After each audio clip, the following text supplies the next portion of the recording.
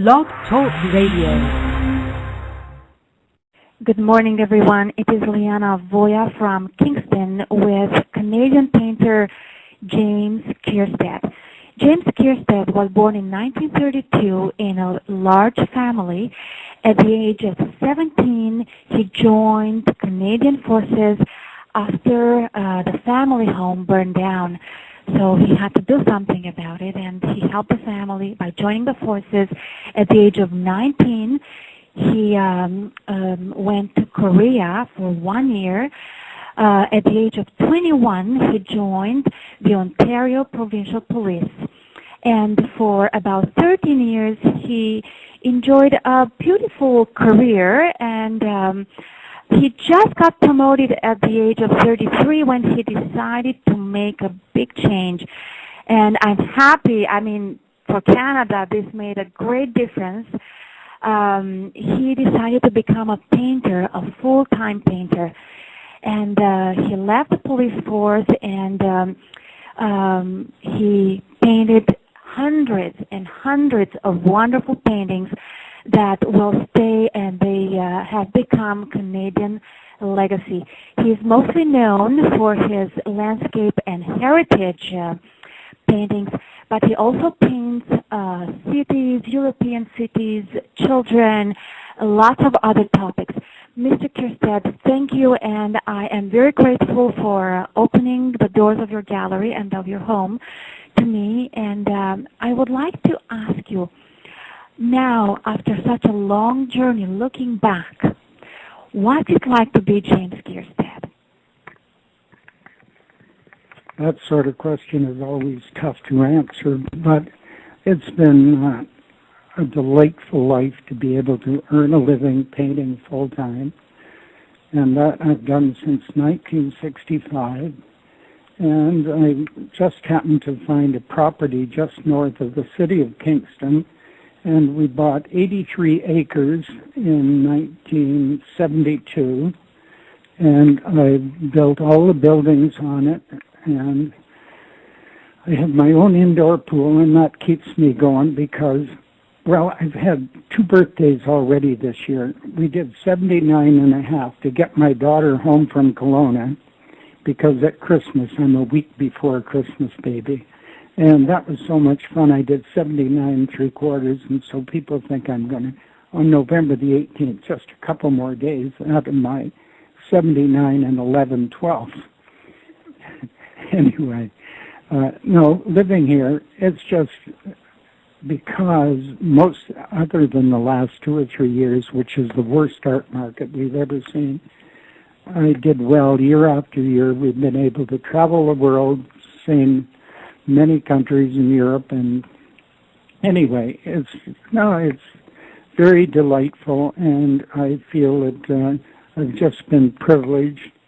It's what happens when you find collectors that zero in on you, and I have collectors. The most one ever bought were 50 originals, but I've had several who bought 10, 15, 20, and a couple who bought 30 originals over the years, and these were all several $1,000s a piece. So anyway, I'm honored by these collectors, and it's been an amazing adventure, and it still is because I'm still painting, and I built my life around this property. We have 3 dogs. 3 great dogs. 2 of them are therapy dogs, and we have. I have my indoor swimming pool, a 48-footer, with racing lanes, and that's what keeps me going. Coming up, turning 80. Here, Leanne. Thank you, Mr. Keirstead. I'm sure that listeners are thrilled to hear you. I would like to take you back to New Brunswick, where you were born.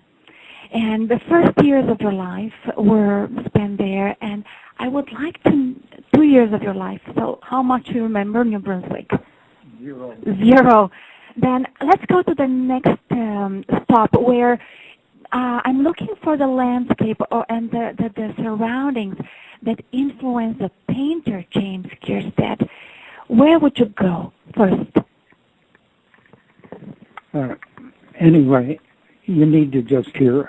My dad was a traveling salesman, so selling milk and magnesium, Sandoz products, and when I was born, he was doing all in Maritimes and Newfoundland. Then he got moved to Montreal. We did 2 years there, and then we moved to Toronto. So basically, I grew up in Toronto, where I raced swimming for Central Y, but the landscapes, I don't know, my mother claims I started at age 6 saying I was going to become an artist.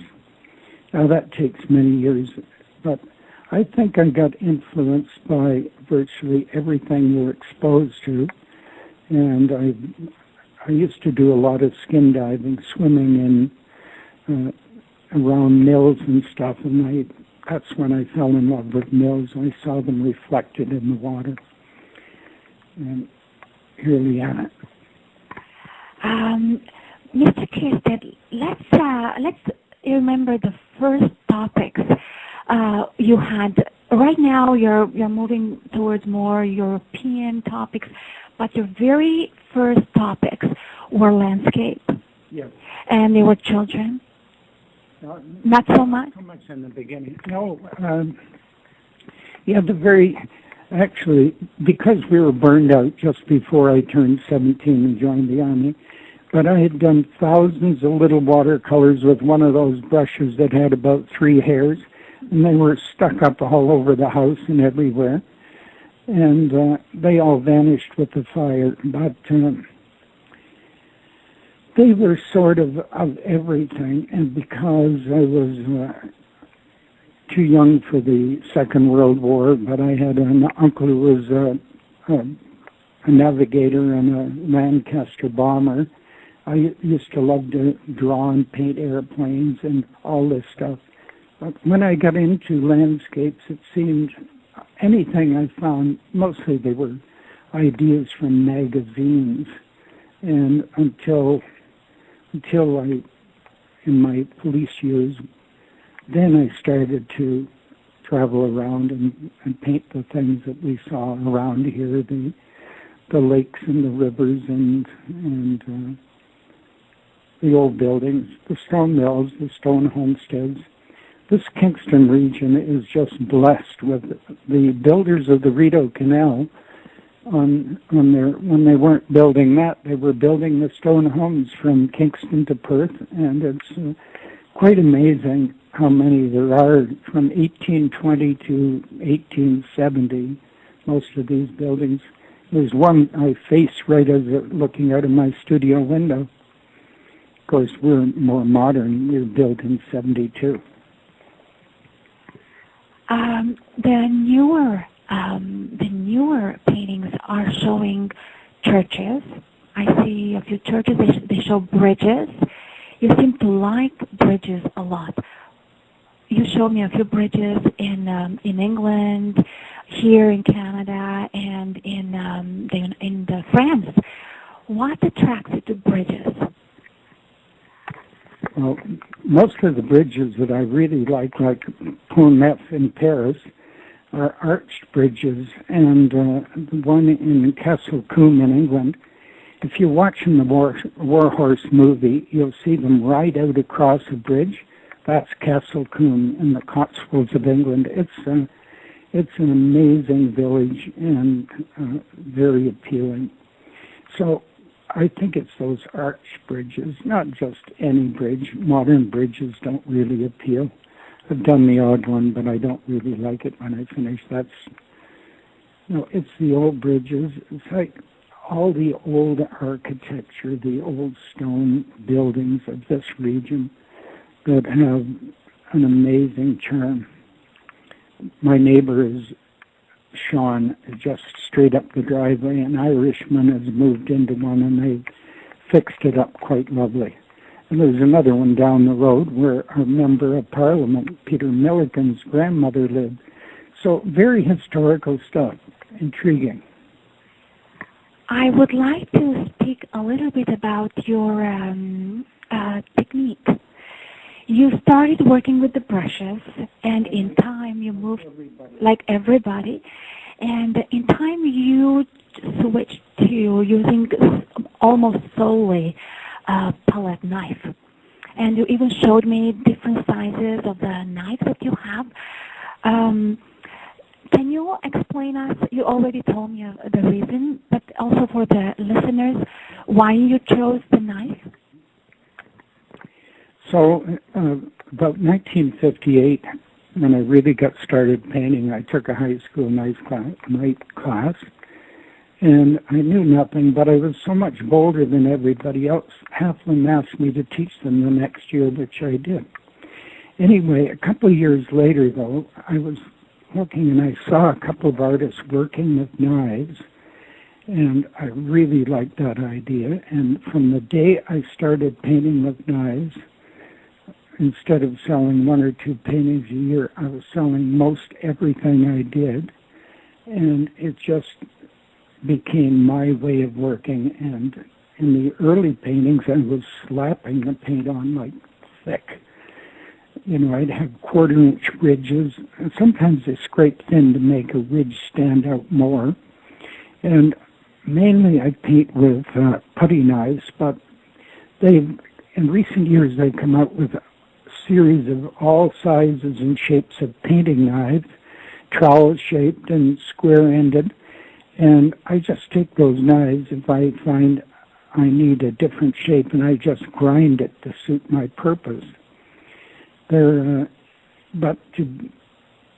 you get such sharp edges, it's very different than the loose stuff you do with a brush. I still love some brush ideas, but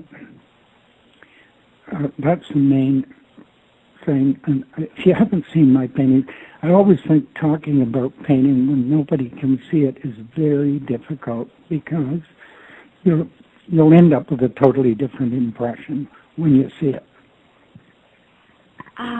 I would like to spend a few minutes on the choice of colors. You seem to love and favor earth colors, although occasionally you do have some flashy colors as well. Can you talk a little bit about that?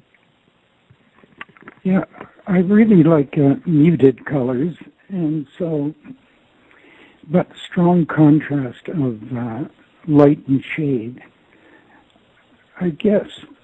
But Leanna has noticed anyway, I go all over the place, because it's like anything. If you can do it, you want to do it. And so there's times that I called them a couple of years ago. I went into high definition and painted the wildest colors you could dream of. And they were not popular with anybody else, so I've got about a dozen of those hanging around. I think I sold 2 out of 10. Anyway, but my personal choice, I've got a couple of haunted houses on the wall that are quite spooky, that we don't sell. We've kept them for ourselves and put them up for Halloween for a few weeks here. But I guess my colors are mostly sort of subtle.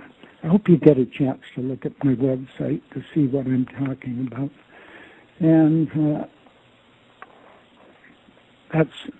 it's just, without showing you, it's hard to tell you much about color, but you'll like them. How's that?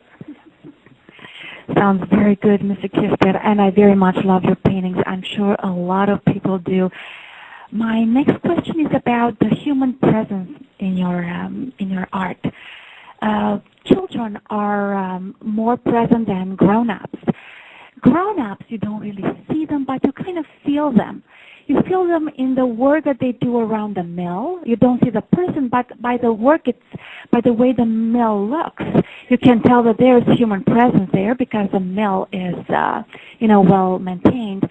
The city, France, the streets, you don't see people in the street, but by the way the streets look like, you can tell that, people are taking care of the place. Is there a reason the people are not present in your art? Yes. And the thing is, when you're trying to make a painting that is more abstract, if you put people in, you have to make them quite real. And that means the whole painting must relate and be more real. So it is, it's just not really where I want to paint now. I've done works for the police forces and where I've painted a whole bunch of police officers rescuing people and doing stuff like that.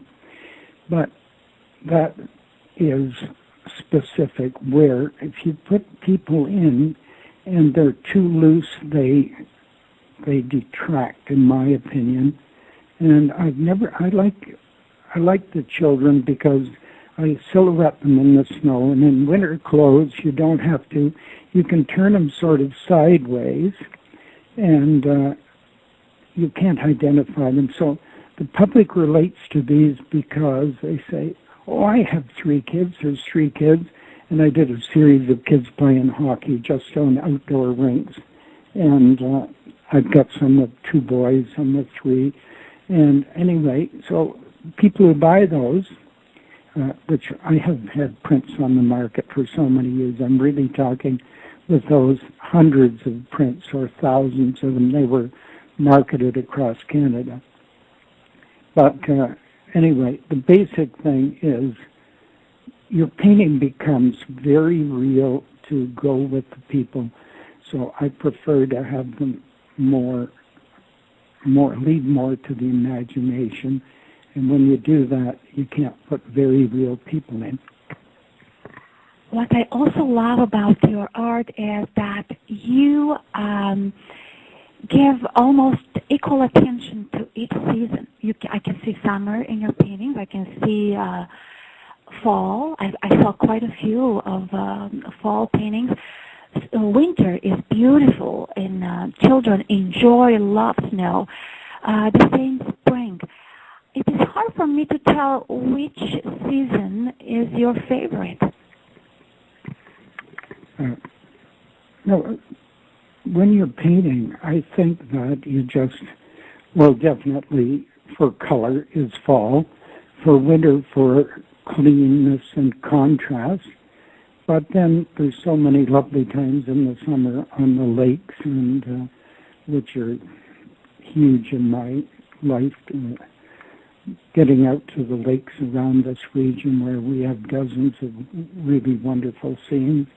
And Kingston, just north of Kingston, is still quite undeveloped. There's lots of places you can go along the lake shore and not see any sign of human activity. And I guess I change with the seasons too. When what you see out the window and door, I look across the Rideau Canal. I'm looking over my mill, looking east. And sometimes my whole painting, I just wake up in the morning, I look out and I see a wonderful sky, and I head upstairs and I get some idea of what I want to paint if I haven't already thought anything out, and I use that sky and to create my work. I notice that all your paintings are very calm.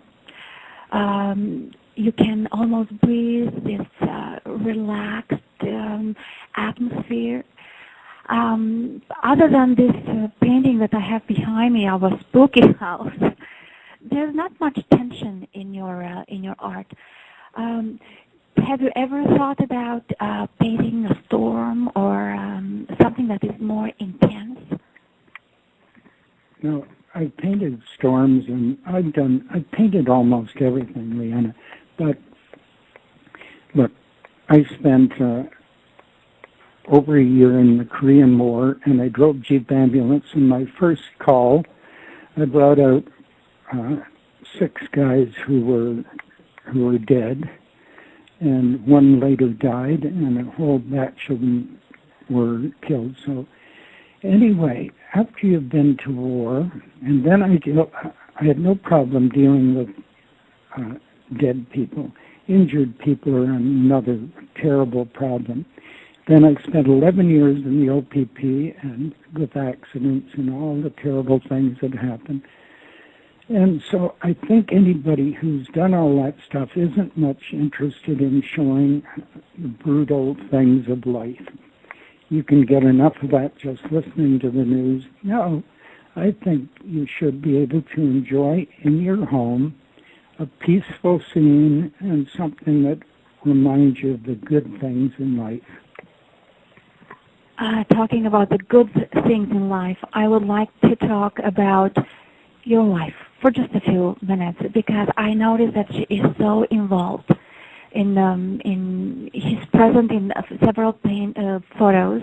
I actually invited her to speak in the radio show, but she declined.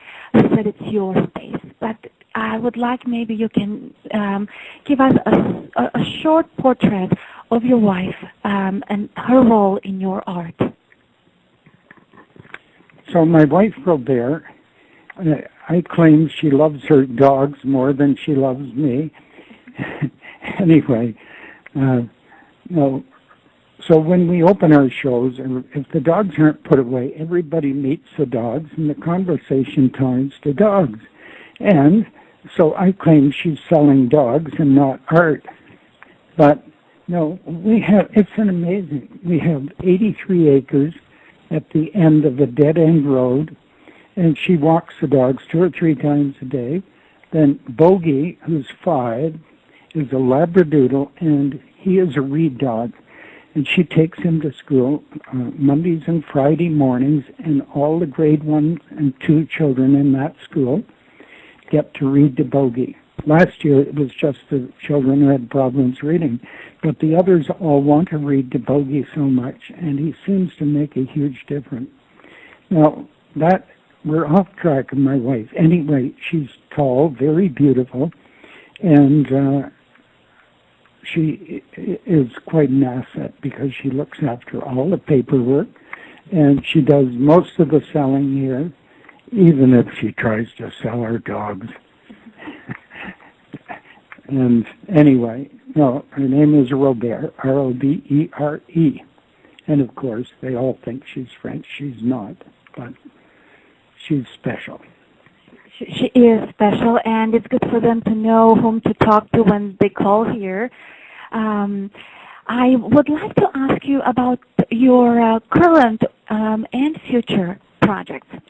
Do you have any exhibitions coming up? What are you? I know that you're working on your calendars, and maybe you can talk a little bit about your calendars, because I saw quite a few in your work study. We deal with Pine Ridge Art, yeah, and they do the calendars. So what they do is they have me submit a couple of years ago everything that is Canadian and heritage. It's called Homestead, my calendar, and they're very popular. What was the other part of the question, man? The calendars and the exhibitions. Oh, exhibitions. Yeah, so anyway, well, we do a spring and a fall show here at the house where we open our total house. Upstairs it's a horseshoe-shaped house, and the paintings are stretched through it. And then at the foot downstairs, we have one room, and it's like a bar room. It's nice and big for originals. Then 2 giant rooms full of prints. So we always have 100 and some frame prints up. And other than that show, we show in Mississauga at Crescent Hill Gallery. And that's just an outskirt of Toronto. Anyway, at Crescent Hill, we usually do a March show, and the weather is terrible. But that's okay. It seems to work. The people aren't out golfing. And I show up at Buckhorn, which is north of Peterborough, and we usually do an August show there. I have a bit of a challenging question for you now. Is there anything that you would like to paint, but you have not painted yet? Actually, Leanna, I'd like to be able to figure that out, because sometimes it's hard to think of anything that I haven't painted that I actually want to paint. Now, I'm helping my chiropractor to paint. Anyway, David Mills. So I'm trying to get him to do a broader brushwork, so I might end up painting. I've always loved that old church. I think it's a church at Overs. Anyway, by Van Gogh. Anyway, I was going to try and see if I could get him to paint something in that style of Van Gogh. And I've done a few things sort of in that style, but to really do it, to stick with simple brush strokes and short positive things. But subject, I can't think of any that because I've done like thousands of paintings. I've been a working machine. I have another challenging question. You told me that as a teenager, your house burned down, and as a result of what happened, you decided to join the forces. If a similar situation happened now, and you could save only one painting,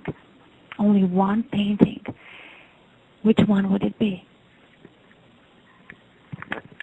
I have no idea. That's an impossible question. Like we have hanging right now, over 50 originals. And look, one of the things about being an artist who earns his living at painting, if a painting that you think is wonderful hangs around for a long time and it's not bought, you wonder about it. So actually, even though the worst time in this household is right after a good show where I've sold 20 pieces, because they're almost always favorite pieces that are sold, and we end up with the house looking, I've got to get back to work and fill up those spots, and you've got to, and I like to think that I try to outdo myself in every painting, and so I always have a challenge. Well, of course, the last few years, 2, 3, maybe coming on 4 years, have been terrible for the artists. I'm lucky that I'm so established. I still make enough sales that we're not living off savings, but since I've been full-time since 65, I got rather used to doing very well. We're looking for a better economy fast. I noticed just by looking at the art around, mixed media is becoming very, very popular. More and more painters seem to favor this way of painting. Classical painting is not fading, but I find it's harder to thrive. How do you see the future of classical painting? There'll always be a demand. It's like right now, since I switched and started painting more Europe, I've been selling about equal European pieces to my Canadian stuff. And during the summer, 90 seconds, yeah. I don't know what I was saying. You were talking about selling European topics. Oh, yeah. So this summer, every sale I made in Kingston was my European things. And so, and Crescent Hill, Mississauga, sold a couple of those. Then we went to all my other shows, and everything else we sold since the fall has been my regular stuff, so you just can't tell where we're going. Here, Leanna. Mr. Keirstead, thank you so much. Time flew. I am very grateful for coming here and having this wonderful opportunity to meet you. I invite the listeners to visit your website at keirstead.net, KEIRSTEAD.net. And I wish you a wonderful, wonderful journey. Thank you, Leanna. I enjoyed the interview. Goodbye, everyone. Have a wonderful day.